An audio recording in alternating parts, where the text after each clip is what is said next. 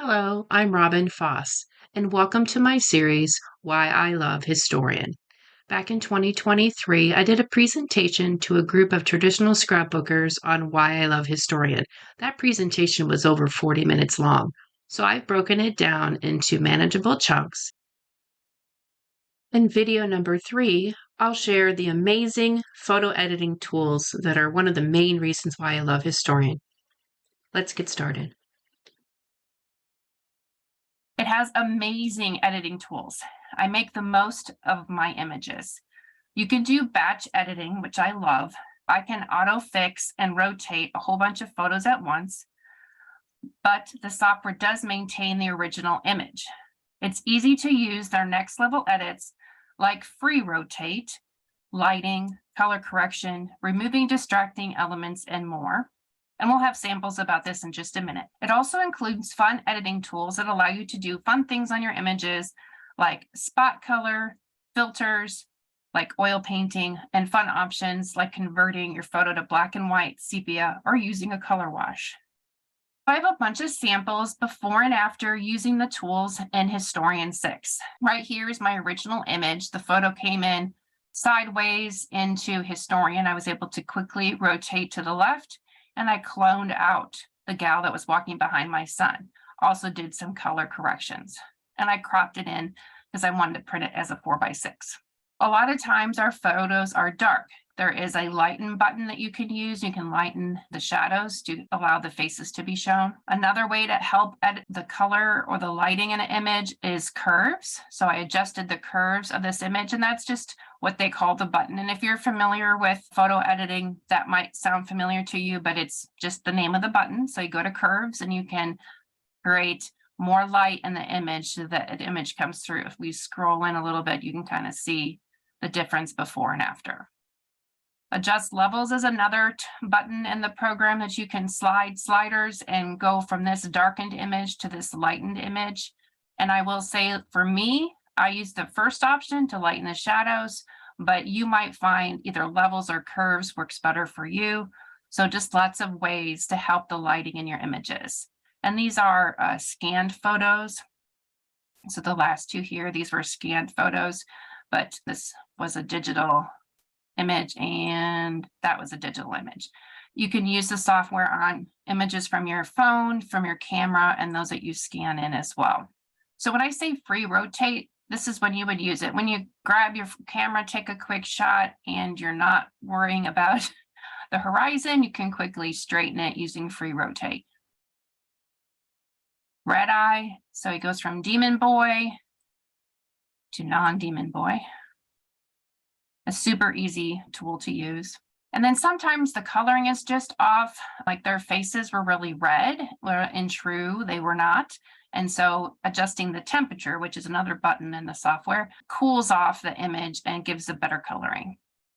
Color match is a tool and it has 4 options. So this one is for white. So if you know something is supposed to be white, you can make it a truer white. So it gives a much better picture. Gray is kind of when those colors are kind of look odd. You can click on the gray one. And so I took this kind of muddled color of the grass and the water and made them more true.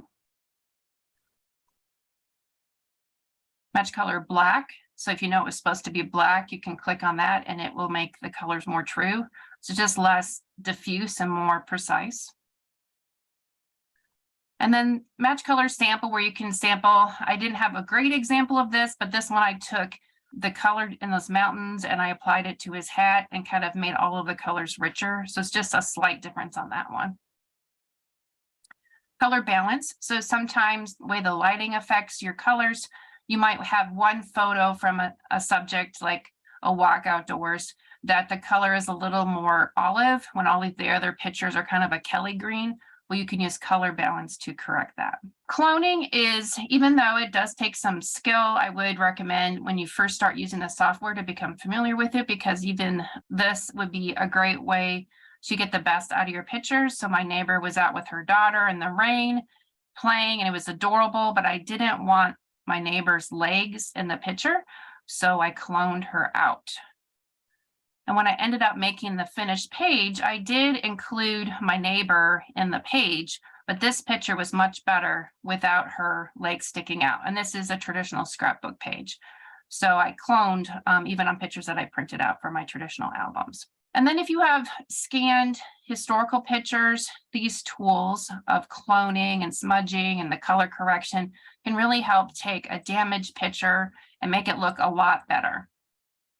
And this is another example, a gal on my team, Rhonda, she took one of her family's pictures and took the line out of it and made it much crisper and clearer and got this image out of it using the tools in Historian. You're going to have your auto fix and then some of these other, lighten and darken tools that are going to be easy. And then cloning, this takes patience and time to get this good, but I just love that this is a possibility using the software. Here's spot color.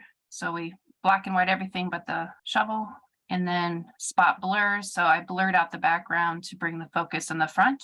Color wash, lighten brush. So if you just want to get rid of some distracting elements, sometimes you, instead of cloning, you can use the lighten brush. Here I had a reflection on the window at the zoo. The important part was over here. So I used darken brush so that the focus was on his face and not the kids' rain jackets. Decrease color, don't use this a lot, but if you have, like here, she colored her hair. If you were taking a group photo and you had somebody who had a, touch of color in their hair and they're like, oh my gosh, I can't believe I had my hair that color. Can you get rid of that? Yes, you can.